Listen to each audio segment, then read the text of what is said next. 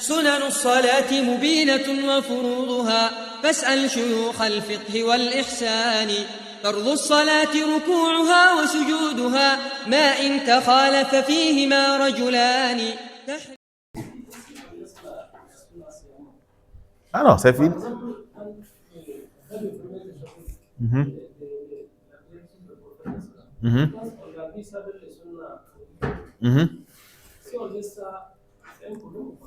Là, c'est une sunna.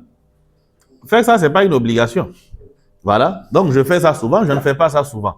Mais par exemple, j'avais l'intention de faire ça et j'ai oublié. Si je veux, je corrige. Ou j'avais l'habitude de faire ça. Et là, ça m'a échappé. Si je veux, je corrige. On est vraiment dans l'option, quoi. C'est pas une obligation de le faire dès le départ. Donc, c'est pas non plus une obligation de corriger. Non. Non, il y avait une question là-bas qu'on avait interrompue. Oui. Vas-y, termine ta question. Il y a des mosquées où faire des deuxièmes sorties pour passer par la porte. Après le premier sort pour créer le deuxième. Maintenant, donc, il faut laisser obligatoirement un passage. Oui. Voilà. Maintenant, si tu te places derrière les premiers sorties, c'est que voilà. Ce passage n'est pas considéré comme étant une partie du premier saf. Ce passage a été choisi comme passage. C'est-à-dire qu'on ne considère pas ça comme étant un manquant dans le premier saf. Ok? C'est comme si c'était un couloir de passage. Donc, on attend des fidèles qu'ils ne ferment pas ce passage-là. Ok? Là où on considère que la personne a prié derrière, seule, c'est quand il y a une place où s'insérer. Ok? Peut-être qu'il est possible de s'insérer, parce que souvent les gens écartent trop les pieds. Il est possible de s'insérer, tu ne t'insères pas. Ok? Là, on considère que tu as prié seul. Mais il n'est pas non plus légiféré de tirer quelqu'un pour qu'il vienne te tenir compagnie, quoi. Parce qu'on n'entend pas de deuxième rangée tant que celle de devant n'est pas complète, quoi. C'est-à-dire que si tu le tires, c'est un autre problème. Il y a un hadith là-dessus, mais ce hadith est très daïf, quoi. C'est pas un hadith qui est sahih. Non, dans certains pays, c'est assez courant, quoi. C'est-à-dire que tu as arrêté et puis quelqu'un te ramène en arrière, quoi. Ok, ça ne se fait pas. Non. Oui? Alaykoum salam. Si tu es un imam et que tu as le temps de jouer, par exemple, une prière de 4 à 4. Maintenant, tu ne sais pas si tu as fait 2 ou 3. L'imam? Oui, et que tu es l'imam. Maintenant, tu te dis que bon, on veut prendre le plus petit, tout en espérant que ceux qui sont derrière, au cas où tu t'es trompé, par exemple, ils vont dire Subhanallah pour que tu puisses te corriger. Mais tu t'es dit que bon, je veux prendre le plus petit, la plus petite rak'at, tout en espérant que bon, peut-être quand tu vas te tromper, si ce n'est pas ça, ils vont faire le Subhanallah. Et que tu continues. Maintenant, ils n'ont pas fait de geste, tu finis. Est-ce qu'à cause de ce doute-là que tu as eu à faire, tu es obligé de faire 2 consternations? Oh oui. Malgré que tu espères à ce que bon, on te oblige que personne n'a pas et tu fais bon. Normalement, c'est toi qui es l'imam. C'est-à-dire, c'est sur toi, eux, ils sont en train de compter. Hein? C'est-à-dire qu'à la base, quand les gens font takbir derrière l'imam, personne n'est en train de compter les rakats. Hein. Ok? Donc maintenant, toi, l'imam, tu te retrouves dans le doute et puis tu prends le plus petit, le plus... Nous, on n'est pas au courant. On est derrière toi. Ok? Notre silence ne signifie rien. C'est-à-dire que si tu avais pris le contraire de ce que tu as fait aussi, c'était possible qu'il y ait un silence. Vous ne voyez pas que les corrections sont de moins en moins immédiates. C'est-à-dire quand tu te trompes dans la prière, souvent c'est à la fin de la prière, les gens vont commencer à dire que est-ce qu'il n'y a pas... C'est-à-dire que le doute est général, quoi. Et toi qui as dirigé et ceux qui sont derrière... Ok? Souvent même, tu te trompes, quelqu'un te dit Subhanallah, tu corriges, à la fin, c'est là quelqu'un demande qu'est-ce qui s'est passé et puis il a corrigé, quoi. Donc, c'est pas du tout fiable. Une fois que tu as douté et que tu as adopté une des attitudes, c'est que forcément, il faudrait faire l'une des corrections. OK? Comment? Quand ils ne sont pas fiables, ouais. Ils ne sont pas fiables. OK? Non. OK. Non. Dis-le. Le cas où, par exemple, celui qui fait une erreur de 4 et à la troisième, il fait le salam. Non. Et il part chez lui, par exemple. C'est après, je rappelle, en réalité, j'ai fait 3. Et là, il a déjà quitté son lieu de prière. C'est la même situation de correction ou bien il y a une partie? OK. Les savants ont divergé en fait sur la durée à partir de laquelle on va considérer que la prière elle est nulle ou autre. Mais si par exemple c'est un manquant qu'il y a dans la prière et que les ablutions sont rompues, là la question ne se pose pas. Parce qu'on ne fait pas ces ablutions dans la prière, quoi. Dès que tu as fait 2 rakats, tu as lancé la salam, tu es rentré à la maison, tu as perdu tes ablutions, tout. Là, c'est fini. OK? Parce qu'il y a un manquant dans la prière, il faut corriger. Ce qui est différent du cas où c'est un surplus qu'il y a. Maintenant, la question, la personne n'a pas perdu ses ablutions. Après combien de temps est-ce qu'on considère qu'il n'est plus possible de rattraper, mais qu'il faut reprendre? Le prophète sallallahu alayhi wa sallam, il a oublié, il est rentré chez lui et le compagnon est rentré là-bas le trouver. Il y a eu de l'hésitation. Il est rentré, il a parlé, il y a eu une discussion, il est ressorti, il a demandé confirmation, les gens ont confirmé, il a corrigé.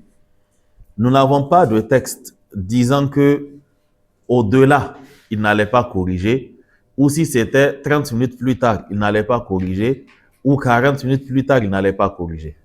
Donc, tout ce que les savants ont fait, ce sont des efforts d'interprétation. Okay? Ils disent qu'on va se fier à al-urf dans la conscience générale. Quand on dit que il y a beaucoup de temps, c'est-à-dire que le temps écoulé entre l'oubli et le rappel n'est pas raisonnable. Dans ce cas, on reprend. Et souvent, c'est purement personnel. C'est-à-dire que quelqu'un va trouver que bon, ça fait seulement 30 minutes, c'est raisonnable.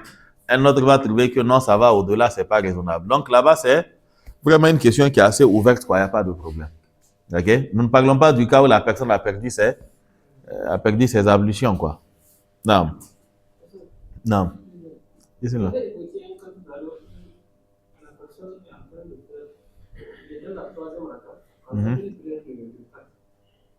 Il est dans la troisième rakata. Je rappelle que dans la deuxième, il a laissé une chose qu'il doit rattraper. Par exemple, un repos. Et on sait que dans la deuxième rakata, il faut s'asseoir pour faire les choses. Maintenant, si la deuxième rakata là s'annule, la troisième dans laquelle il est, il faut qu'il fasse le tashahhud encore. Oui, bien sûr. La troisième a pris la place de la deuxième, non? C'est dans tous les sens, elle prend la place. OK? Donc, il faut forcément qu'il s'assoie pour faire la tahiyya. Parce que... Comment? La rakat, c'est un tout. Une partie ne va pas s'annuler pour laisser une partie. OK? Donc, c'est toute la rakat qu'il a annulée. OK? C'est toute la rakat qu'il a annulée. Si ce n'était pas toute la rakat qui avait été annulée, comme c'est l'avis de As-Sa'di et de Ibn Uthaymin, c'est seulement quand tu as atteint le point image de l'oubli que la rakat s'annule. C'est-à-dire que quand tu oublies le ruku dans la première rakat, tant que tu n'as pas atteint le ruku de la deuxième rakat, il t'est possible de rattraper le ruku de la précédente. OK? Bon, c'est ceux qui ont été le plus larges, quoi, en réalité. Sinon, pour la plupart, ça s'annule dès que tu sors de la rakat. OK? Et donc, si tu es sorti de la rakat, elle est nulle. Avec tout ce qu'elle renferme, elle est nulle. OK? Les plus larges considèrent qu'elle est encore valide jusqu'à ce que tu atteignes l'image dans la rakat suivante, quoi. C'est bon? Allahu alam. Oui, bismillah.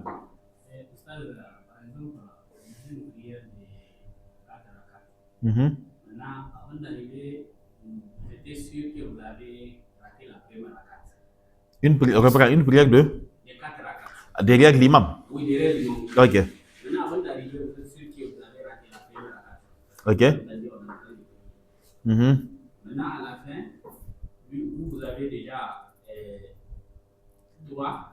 Lui, il a 4. Non, Maintenant, l'imam essaie de pour amener une 5e. qui n'existe pas. Bon, oui. Mhm. Maintenant, on a fait subhanallah, non, il n'est pas revenu. Mhm. Donc, les autres ont suivi. Ok. Et ensemble, on a suivi. Maintenant, pour finaliser la prière. Mhm. Maintenant, à la fin, comme moi, avant d'arriver, j'ai raté une rakata. Mhm. Maintenant, quand il a remonté, Ya ruha maka asiri.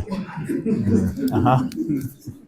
Non. et donc après, il a corrigé, mais il a expliqué, je ne vais pas te dire ce qui s'est passé. Mhm. Maintenant, quand à moi, Ça, c'est... Ok, je reprends la question. Tu pries derrière l'imam, il est en train d'accomplir 4 rakats.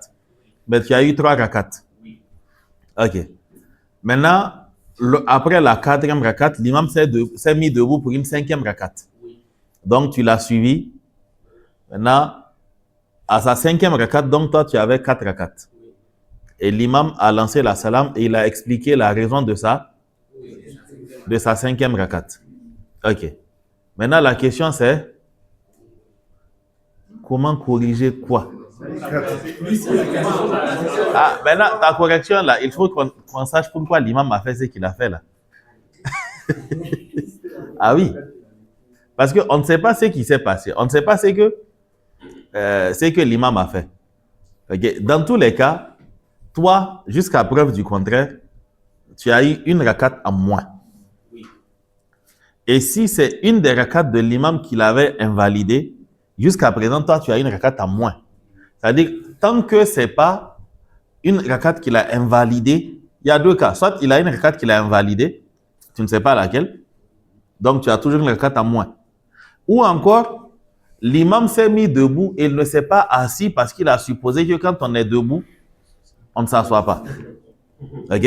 Donc, dans tous les cas, il y a doute, quoi. Il faut que j'ai qu'à je sais pas. Il faut que tu ailles lui demander ce qui s'est passé, quoi. Maintenant, en attendant de lui demander, tu restes sur le fait que tu as raté une rakat. Ok? Donc, tu ramènes la rakat qu'il y a en moins. Maintenant, je ne sais pas, l'imam, il a corrigé avant la salam ou pas. C'est après. Et donc, tu ne pouvais pas lancer la salam avec lui. Voilà. Donc, maintenant, après avoir fait la rakat, tu t'assois, tu fais ta tahiyya, tu lances la salam, tu fais tes prosternations, tu lances la salam. Ok? Tu auras eu tes 4 rakats, quoi.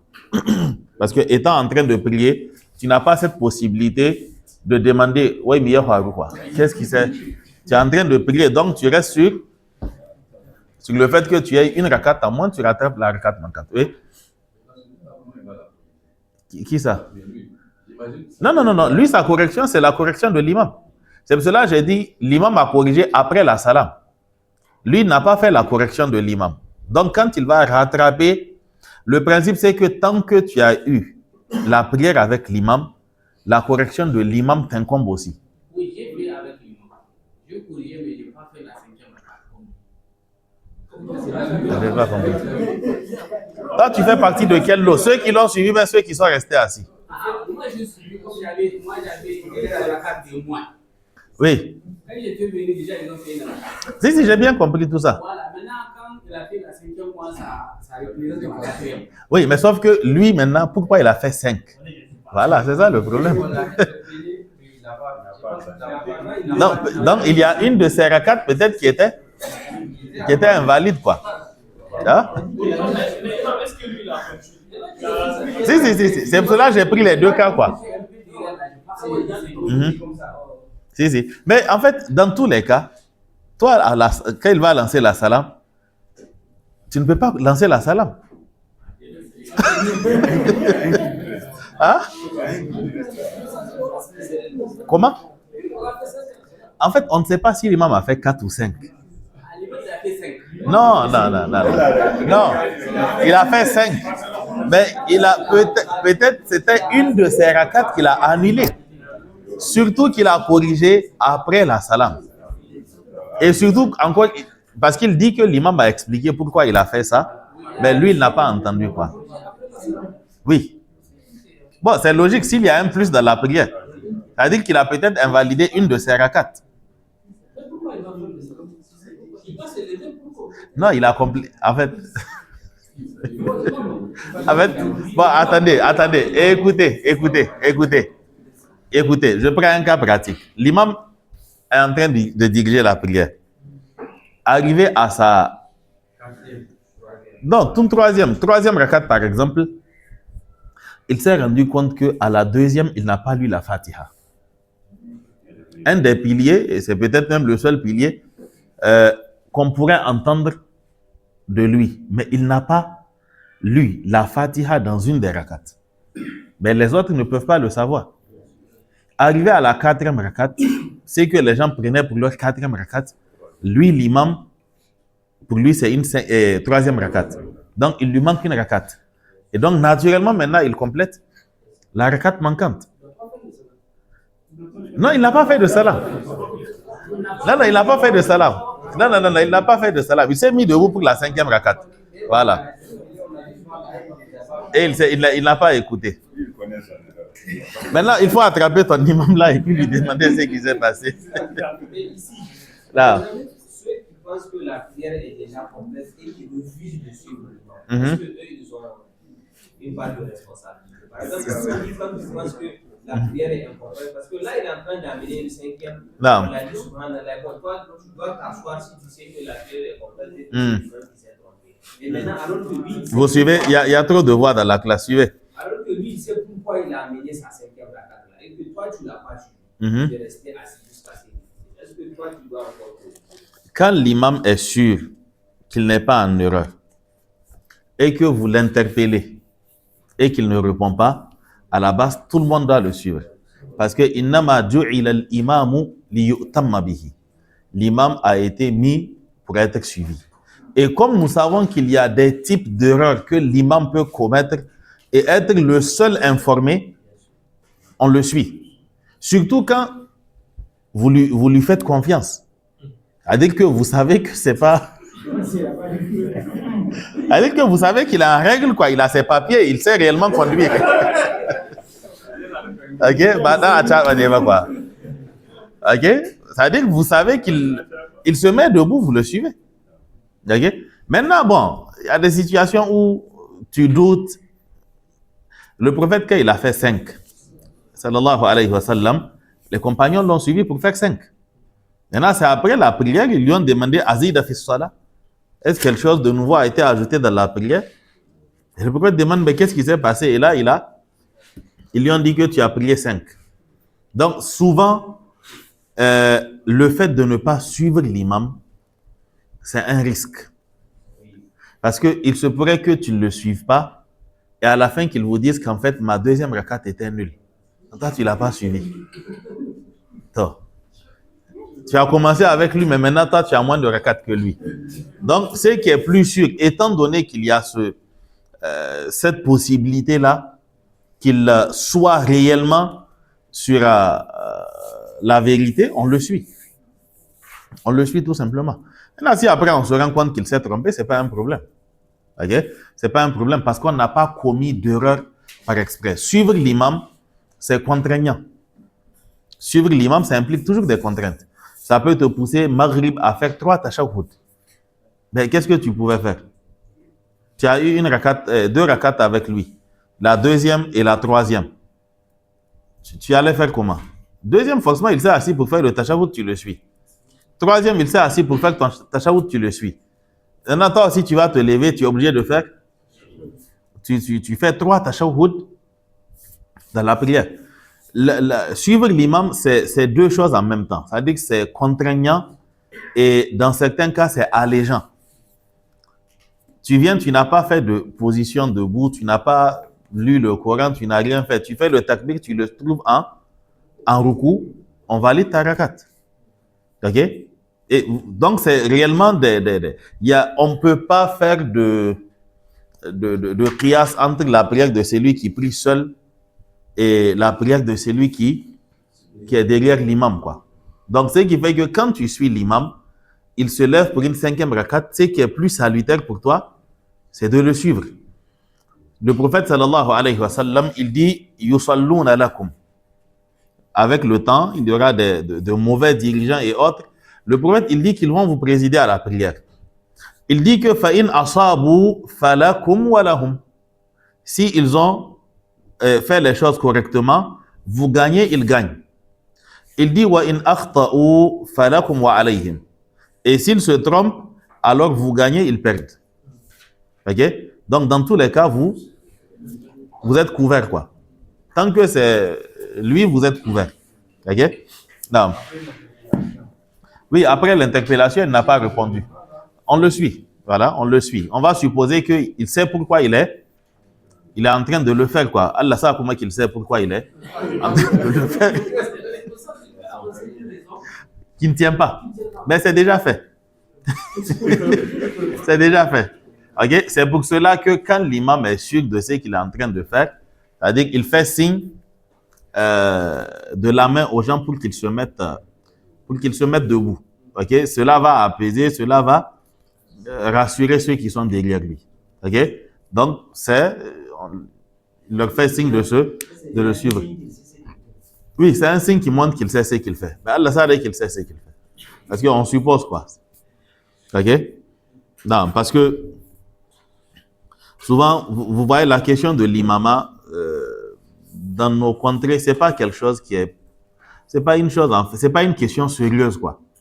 C'est pas une question sérieuse. Tout le monde peut diriger la prière et puis il vous crée des problèmes, quoi. Et puis, voilà. Donc, ça peut arriver, c'est pas tellement, il y a des fois où tu pries derrière l'imam, tu sais que cette prière-là, c'est-à-dire que tu pries derrière lui, tu vois son ruku, tu sais que c'est le type de ruku que l'autre a fait et puis on lui a dit irji' fasalli fa innaka lam tusalli. Ou bien tu écoutes sa lecture, tu n'es pas en train de demander dans la lecture des gunna, non, pas ça, pas des madda, tout ça c'est pas un problème. Mais au moins que la Fatiha soit lue en arabe. Juste ça, que la Fatiha soit lue en arabe, quoi. Lui, on n'a jamais prié devant lui dans les prières où on prononce. Vous aussi. Ça peut arriver, effectivement. J'ai trouvé un endroit où ils sont en train de prier. Après, je n'ai pas compris. Parce que le temps que j'ai fini ma Fatiha, déjà. Lui, il a tout fait. Lui, il a tout fait. Le monsieur sait que parfois, quand il fait des prêches, vous avez supposé. Mais quand il fait des prêches, qu'il lit des versets, on voit qu'il y a trop de. On ne sait pas quoi faire. Moi, je ne sais pas ce qu'il faut faire. Non, poussez-le à une prière de Maghrib. Non, il n'est pas là. Ah, vraiment. Moi, je n'ai pas entendu ta prière. Je n'ai pas entendu ta prière, je te donne. Pourquoi? Il lit mal les versets. Mais vous pensez qu'il va épargner la Fatiha? Bon, c'est aussi, si vous voulez vérifier, c'est facile, quoi. Quelqu'un prend le Moussaf et puis il lui dit que, voilà, qu'il veut qu'il lui corrige la Fatiha. Et... Vraiment, on ne prie pas à l'aveuglette. Hein. C'est-à-dire qu'il n'y a pas de imtihan en ce qui concerne l'imam. C'est-à-dire qu'on ne va pas évaluer l'imam sur certaines questions qui sont assez profondes, quoi. C'est-à-dire que tu es qui, tu crois en quoi, là. Mais au moins, ce qui représente une condition de validité de la prière, là. Si on a des doutes là-dessus, on vérifie. On vérifie. C'est-à-dire que, par exemple, là je suis arrêté, je vois l'imam rentrer aux toilettes et sortir. Et puis, on redresse les rangées et puis il vient se mettre devant. Moi, je ne sais pas, peut-être qu'il est plombier, il est parti réparer quelque chose dans la douche, il est ressorti. Mais il y a un doute. Je suis en train de lui demander, vous n'avez pas oublié les ablutions par hasard? Peut-être qu'il a oublié. Ok? Si la chose se répète, Il rentre dans la douche, il ressort, je ne vois aucune trace d'eau sur lui. Il n'a pas... C'est inquiétant, je ne vais pas continuer à le suivre comme ça. Forcément, il faut vérifier ce qui se passe. Ok? Dans certains cas, la vérification, elle est importante, quoi. Beaucoup ont été surpris quand ces mêmes personnes qui dirigent à Zuhr et Asr se sont retrouvées dans la mosquée à Maghrib. Ok? Quand ils ont entendu la prière de Maghrib, le lendemain, ils n'ont plus laissé diriger Zuhr et Asr. Parce que vous savez que Zuhr et Asr, on massacre plus que Maghrib et Isha. La lecture à voix basse là, on massacre les choses, quoi. Donc si Maghrib il vous a fait ça, imaginez un peu ce qu'il a fait à Zuhr et Asr, quoi. Ok? Donc dans tous les cas, il faudrait s'arranger à ce que les questions d'imama, c'est lui qui dirige, qu'il soit conscient de la chose, ceux qui le mettent aussi, qu'ils soient conscients de la chose, quoi. Faut pas juste mettre comme ça et puis laisser, quoi. Ok? Une dernière. Ça, dans ce genre de cas, Mhm. par exemple, quand tu assistes à la prière Mhm. et que la Fatiha elle est mal lue, Non. tu es dans le premier rang. Mhm. Est-ce que tu peux suivre l'imam? Comment? Déjà, vous êtes en pleine prière. Mhm. La personne, il est dans le rang. Mhm. Et que l'imam lit mal la Fatiha. Uh-huh. Est-ce qu'on peut continuer à le suivre dans la prière? Non, l'autre option, c'est ce que je veux que tu évoques, quoi. Est-ce qu'on peut le suivre ou bien... Quitter. Carrément pas. Ah ouais, ça dépend. Quoi. Ça dépend de tout un chacun. Ok? Certains sont capables de le faire. C'est sa prière, c'est pas ta prière. Il ne prie pas pour toi, il prie pour lui-même. Non, il se fait un raisonnement simple. C'est ma prière. Si je décide de ne pas prier, personne ne va me dire quelque chose. Tu lis mal, je te laisse. Et puis il s'en va. Un autre aussi va trouver que c'est lourd, c'est compliqué. Peut-être même que c'est ton beau-père qui est en train de diriger. Ok? Donc, tu vois, tu es obligé de... tu es obligé de négocier les choses à la fin et puis... Tout le monde a prié. On finit sur la prière seule. Et les autres ont prié de l'autre côté. Souvent, vous savez, c'est parce que justement, c'est-à-dire on se caresse dans l'essence du poil, quoi. C'est ce qui fait que... Et c'est très risqué, c'est très dangereux.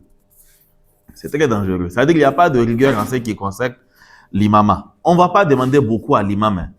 Mais au moins, ta fatiha là, il faut corriger ça. Ok? Et on a peur aussi de se dire la vérité, de se corriger, quoi. Vous allez voir dans une mosquée où chaque jour que le muezzin doit faire l'adhan, Allahu Akbar, ça devient un istifham, c'est une question. Allahu Akbar, c'est une affirmation. Mais Allahu Akbar, tu tires le A, ça devient une interrogation. Chaque jour, il va faire ça pendant 10 ans. Et tu vas trouver qu'il y a des gens qui comprennent le danger de ce qu'il est en train de dire. Mais bon.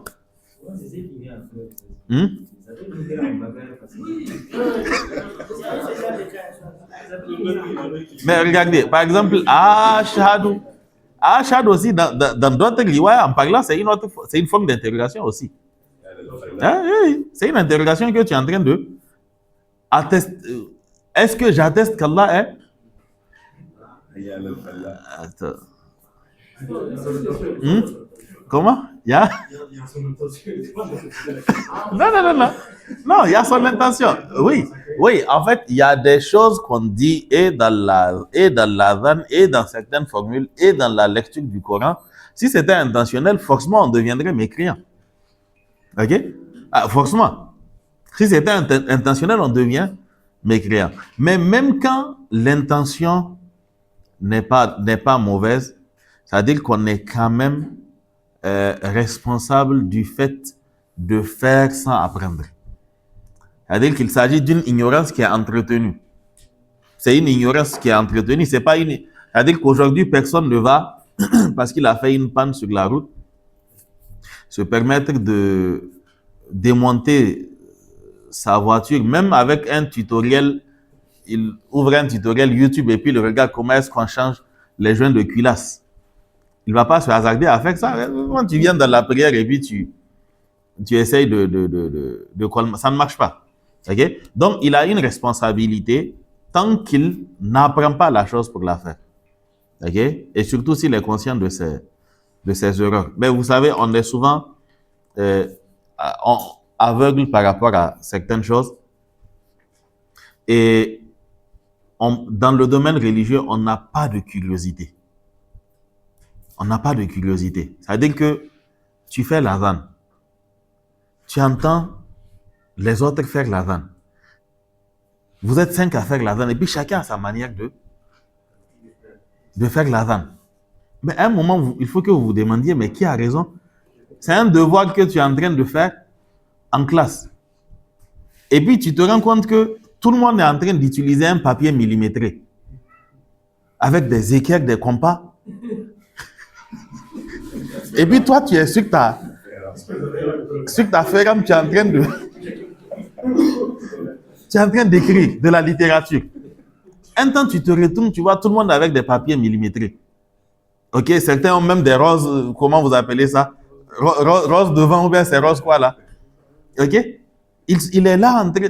Mais tu vas t'inquiéter. Logiquement en tout cas.